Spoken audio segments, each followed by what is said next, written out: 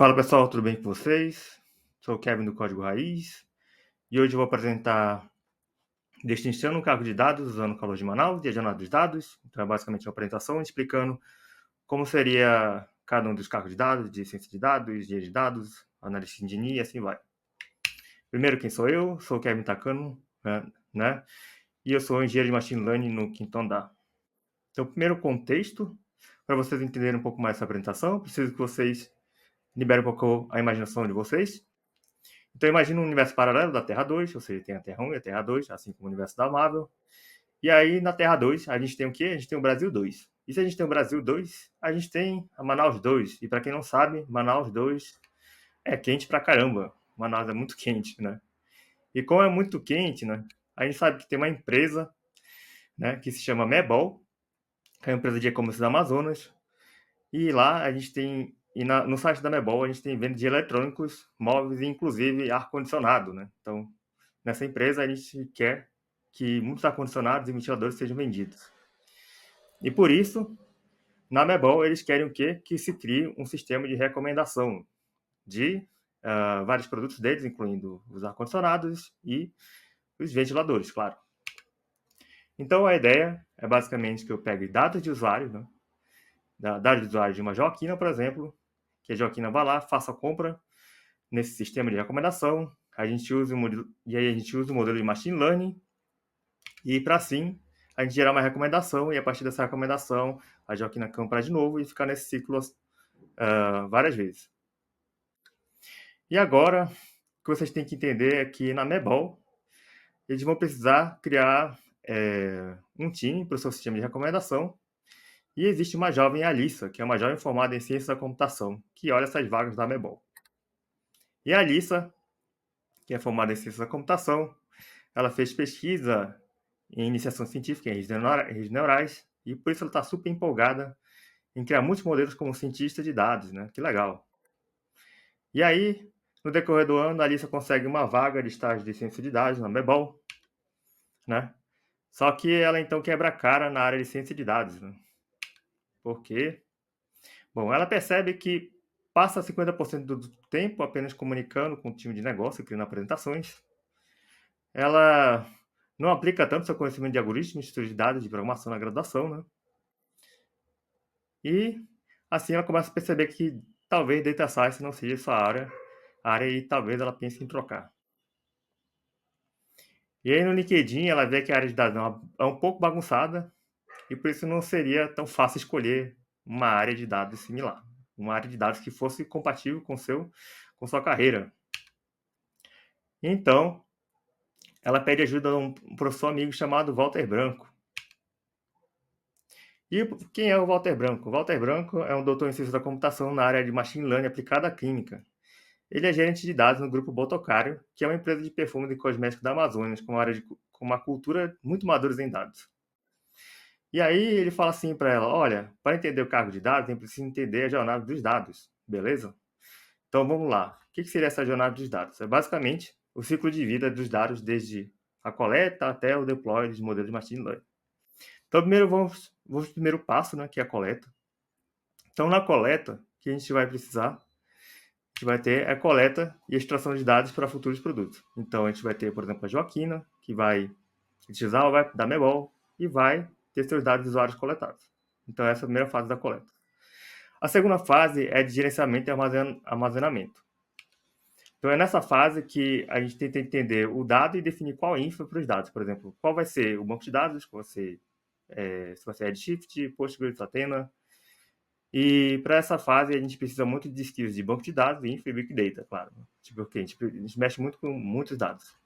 E é nessa fase também que a gente tem o desenvolvimento do data lake com ETLs. Então é aqui que a gente tem os dados coletados, e esses dados coletados eles vão ser transformados em diversos, diversos bancos de dados. Não diria banco de dados, né? Mas em possíveis buckets, vamos dizer assim, como compras e produtos. Depois dessa fase, tem o que? Tem a transformação dos dados. É nessa fase que a gente faz limpeza e transformação. Então, por exemplo, a gente faz remoção de ruído, a gente faz.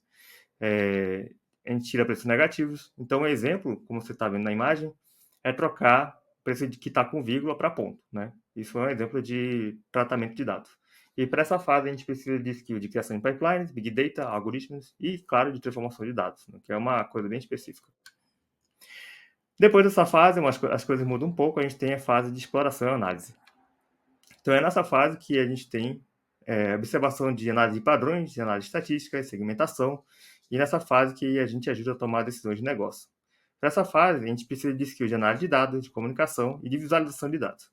Um exemplo de pergunta para análise seria: quais são os usuários que têm mais probabilidade de aceitar o nosso cartão da Mebol? Então, vamos supor que a Mebol ela vai lá e tenta criar um cartão de crédito, a gente quer saber quais são os usuários que têm mais probabilidade de aceitar esse cartão, né? E pode ser que alguma pessoa vá lá e faça essa análise e retorne para o time de negócio. Então, por exemplo, uma vez que a gente tem análise de padrões, a gente pode gerar marketing personalizado. Então, esse é um exemplo de e-mail, né, escrito assim: refresco semanal, oferta especial de ar-condicionado. Olá, Valentina. Sabemos que Manaus está fervendo por esse mês, por isso tem uma oferta exclusiva da Amebol para você. E ele vai lá e manda o ar-condicionado, porque ele sabe que está muito quente.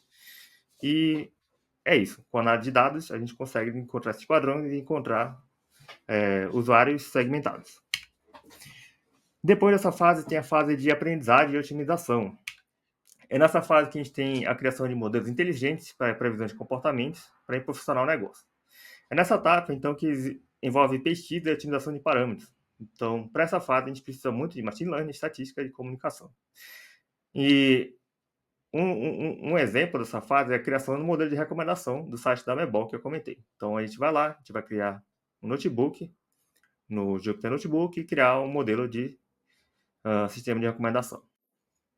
Após isso, tem a parte de deploy server, e é nessa fase que o modelo vai estar pronto e a gente precisa implantar o modelo em uma aplicação ou pipeline, né? Ou a gente vai deixar o modelo vivo. Essa fase que a gente transforma o modelo em um ser vivo.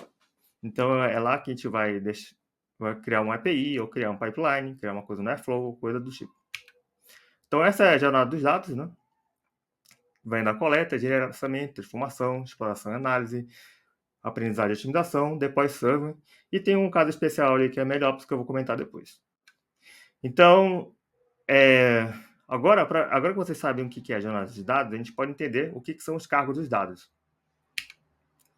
Os cargos de dados, para cada fase existem diferentes cargos de dados. Então, para a primeira fase, a gente tem o responsável aqui, que é o engenheiro de software. É nessa fase que o engenheiro de software vai lá e vai criar algum sistema de eventos, por exemplo, para enviar os dados crus para futuras análises. Nessa fase de gerenciamento, armazenamento e transformação, a gente tem um Data Engineer. Então, a pessoa que vai criar todo o Data Lake e fazer transformação de dados, a gente pode chamar de Data Engineer no mercado. Depois, a gente tem a exploração e análise. E nessa fase que a gente pode ajudar o time de negócio para tomar futuras decisões. E nessa fase, a gente pode pedir ajuda do Data Analyst ou do Business Analyst. E, por fim, né, depois de ter feito a análise, a gente pode pensar em criar um modelo de otimização. E nessa fase que a gente tem um modelo de machine learning, de IA. Por isso que a gente faz a aprendizagem de otimização, deploy serving, e quem é responsável nessa fase é o data scientist, é o cientista de dados. E por isso a gente precisa de skill de comunicação, machine learning, estatística e análise de dados. Né? E a gente sabe também que algumas empresas, o cientista não faz só o deploy, isso vai para outro papel. Então, tem algumas empresas que não tem... a gente tem essa separação de atividades, e aí quem é responsável de criar a parte de engenharia de software, infraestrutura, arquitetura de software, é um engenheiro de machine learning. É o machine learning engineer.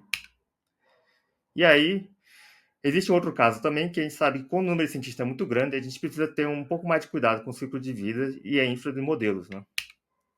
E por isso que existe o MLOps, né? Que é o MLOps Engineer, que significa Machine Learning Operations Engineer, que é basicamente o DevOps do Machine Learning Engineer. Então, o MLOps Engineer ele vai ser aquele que vai criar toda a infraestrutura para os cientistas de dados, para os Data Analysts, para o Machine Learning Engineer, para criar toda a parte de MLOps, né? Que é uma área que tenta olhar tanto para a parte de monitoramento quanto a parte de serving, deploy Então, é nessa área que a gente vai ter o deployment do Grafana, por exemplo, ou criação de ferramentas para ajudar os cientistas de dados. Você pode entender que o MLOps Engineer é como se fosse um braço ali do DevOps e um braço ali do cientista de dados e engenharia de machine learning. E quando a empresa é maior, a gente precisa ter um cuidado maior nas consultas em banco de dados. É comum que a empresa se crie um intermediário entre o Data Engineer e o Business Analyst, né? E por isso que a gente chama aí de Analyst Engineer, que é uma pessoa que manja muito de negócio, manja muito de análise de dados e manja também de criação de pipelines. E quando a modelagem é muito próximo e difícil, próximo da ciência, né? Então, vamos pensando lá nos cientistas da OpenAI, eles precisam focar muito só na parte de pesquisa. E esses casos a gente chama de AI Researcher, né? Que é cientista de dados também, né? Na verdade, eu diria que eles são de verdadeiros cientistas de dados, mas é o que eu vejo por aí que se chama de AI Researcher. E existe também em pequenas empresas que é uma pessoa que faz tudo, que faz exploração e análise, faz aprendizagem e otimização e depois serving. Nesse caso, a gente chama de Machine Learning Engineer ou Full Stack Data Science, né? Basicamente um unicórnio ali, que é bem comum em pequenas empresas. E para essa área, claro, a gente precisa de machine learning, estatística, engenharia de software, análise de dados, comunicação. Você precisa ser ali precisa ser um Batman, né? Então, logo, resumindo tudo isso, né? Se você gosta de banco de dados, Python, Scala, Java e algoritmo e Big Data, você pode ser o quê? Data Engineer. Se você é uma pessoa que gosta de dashboard, Python, R, comunicação e negócio, investigação de dados, né? Você pode ser um Data Analyst. Se você gosta de estatística, Python e R, Machine Learning, comunicação e negócio, você pode ser Data Scientist. Se você gosta de algoritmos, Python, Java, C++, Machine Learning e engenharia de software, você pode ser Machine Learning Engineer.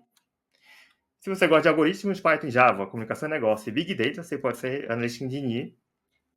E se você tem uma tendência a ser sofrido, você gosta de sofrimento, você pode virar um AI Researcher, né? Que é uma pessoa que tem que saber muito de matemática, muito de estatística, muito de ciência, tem que saber escrever artigos, é uma área super difícil.